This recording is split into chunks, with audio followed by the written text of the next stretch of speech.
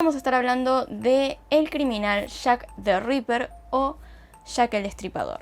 Como mis suscriptores habrán notado, si es que realmente lo notaron, este domingo no hubo ningún video. La verdad es que no me sentía como con ganas de hacer ningún video de los temas que tenía preparados. No me interesaban en lo más mínimo y tampoco tuve demasiado tiempo para hacerlos, así que tras que no me gustaban los temas, no tenía ganas de hacerlos porque ya no tenía tiempo. Hasta que dije, bueno, esta semana voy a hacer 3 videos, es decir, veo cuáles me gustan y justo descubrí a Jack the Ripper. O sea, no lo descubrí, digamos, que se me vino a la cabeza de nuevo porque yo ya había pensado acerca de este video y dije, bueno, lo voy a hacer. Lo interesante de este caso en realidad es que nunca se descubrió quién era Jack the Ripper. Nadie sabe a día de hoy, a pesar de que hay varias teorías y algunos criminales que podrían parecer más que nada Jack the Ripper, otros que no tienen nada que ver, que son sospechosos igual. Así que vamos a ver todo eso ahora en este video. Primero les voy a decir la historia general, después las víctimas. Hubo 5 víctimas confirmadas de este criminal y por último los sospechosos. Si quieren ver mis últimos videos, tengo uno sobre el caso de Madeleine McCann que está acá para que lo vayan a ver, y previo a eso tienen otro video también acá que pueden ir a ver, que es de todo el caso de Pizzagate. En la descripción de ese video pueden ver los vlogs que me llevaron a toda la información sobre Pizzagate y también para que ustedes puedan investigar por su cuenta. Así que sin más, empecemos. Jack the Ripper o Jack el Destripador fue uno de los asesinos más famosos de la historia y se cree que tuvo al menos 5 víctimas por el periodo de 1888, porque 5 son las que están confirmadas con el patrón que tenía este asesino. Lo curioso de este caso es que su identidad nunca fue revelada. Su modus operandi, la manera de identificarlo, era caracterizado por cortes en la garganta, mutilaciones en las áreas genitales y abdominal, extirpación de órganos y desfiguración del rostro de mujeres que se dedicaban a la prostitución. Tenía algo contra las prostitutas, y es que todas las víctimas implicadas en este caso eran prostitutas. En ese momento había muchas partes de Londres que no estaban pasando por un buen momento, y es de ahí de donde salen los barrios de clase baja, con altos índices de pobreza, violencia, alcoholismo y prostitución. De hecho, antes de empezar los asesinatos de Whitechapel, era asociado con casos de antisemitismo, racismo, disturbios y delincuencia. Y a pesar de haber investigado a más de 300 personas para encontrar a Jack the Ripper, no pudieron hallar a ningún culpable real, ya que no tenían pruebas reales contra ninguno de los sospechosos. Todos eran más que nada criminales con algún problema psicológico, pero ninguno con relación real a los lugares donde estaba Jack the Ripper. Sabiendo esto, pasemos a ver cuáles fueron los 5 asesinatos de Jack el Destripador. La primera era Mary Ann Nichols, y su cuerpo fue hallado a las 3:40 de la mañana el viernes 31 de agosto de 1888 en Bucks Row,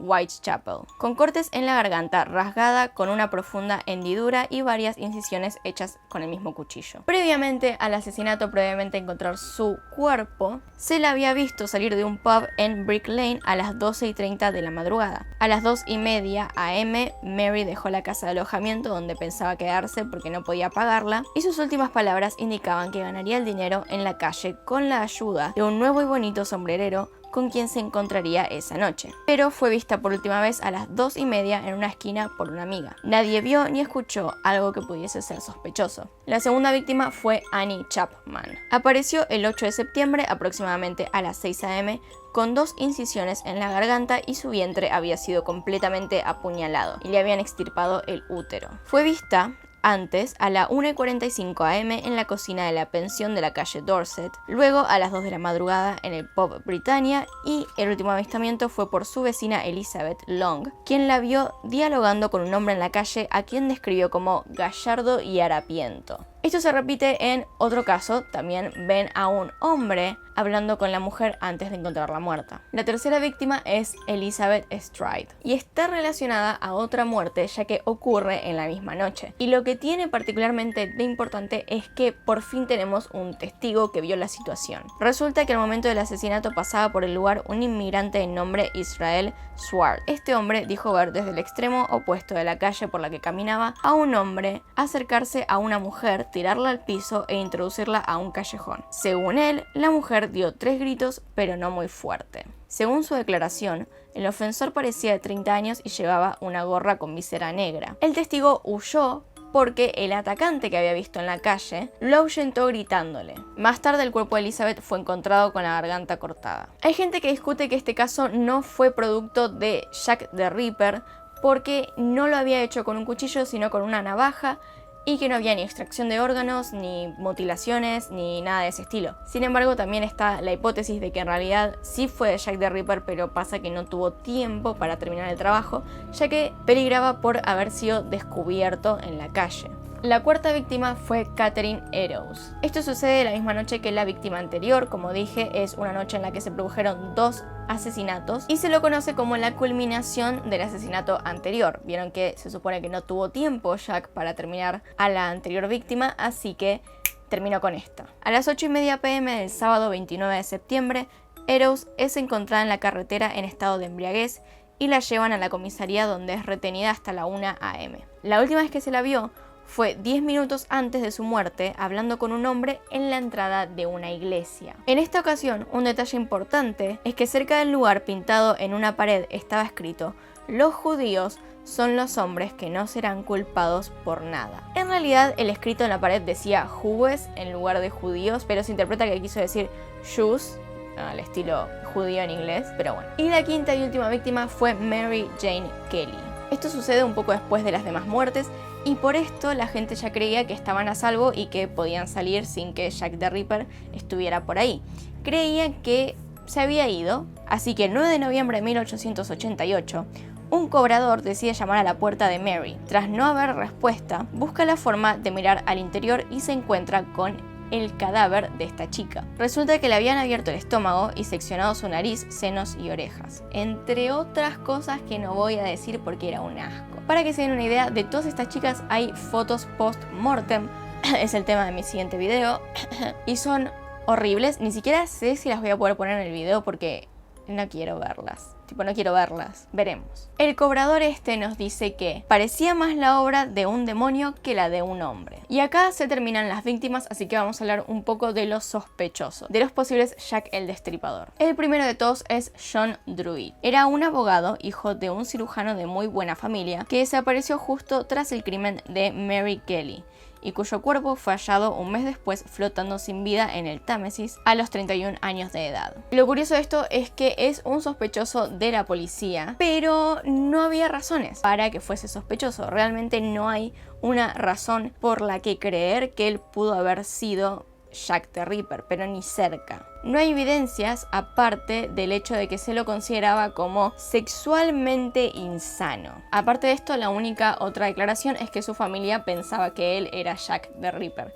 Nada más que eso. Obviamente, por ausencia de evidencia, nadie cree que él sea el culpable. Pasemos al siguiente. Joseph Smith. El 13 de septiembre de 1888, la policía detuvo a un hombre que se dedicaba a la comercialización de piezas cárnicas. 2 médicos de Whitechapel lo habían denunciado a causa de sus hábitos extraños y su propia esposa declaró en su contra alegando que Joseph era violento, que siempre portaba encima grandes y afilados cuchillos y que aparte le había amenazado de muerte. Después de 2 revisiones médicas se lo constató como un desquiciado y la justicia ordenó su encierro. Y dado que estaba encerrado cuando 2 de los homicidios de Jack the Ripper ocurrieron, no se lo consideró culpable. El siguiente es George Chapman, o su nombre real, Severin Klosowski. Era un barbero polaco que adoptó el nombre de George Chapman porque le gustaban más los nombres ingleses. Y casualmente Chapman es el mismo apellido de la segunda víctima, así que ya empezamos mal. Lo curioso es que resulta que se descubrió que mediante dosis de arsénico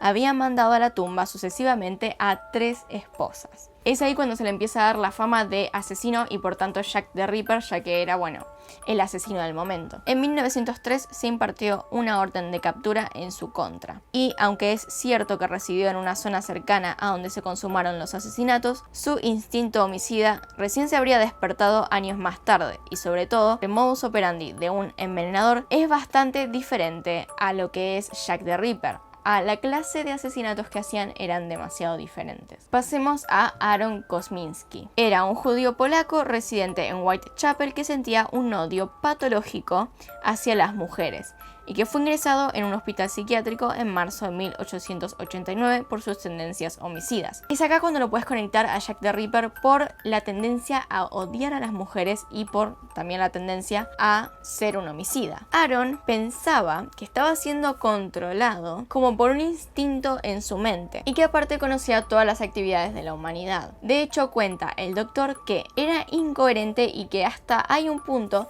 en el que se intentó subir a una silla y golpear al asistente. Pero resulta que lo declaraban como un enfermo crónico pero inofensivo, es decir, era un poco molesto pero no violento.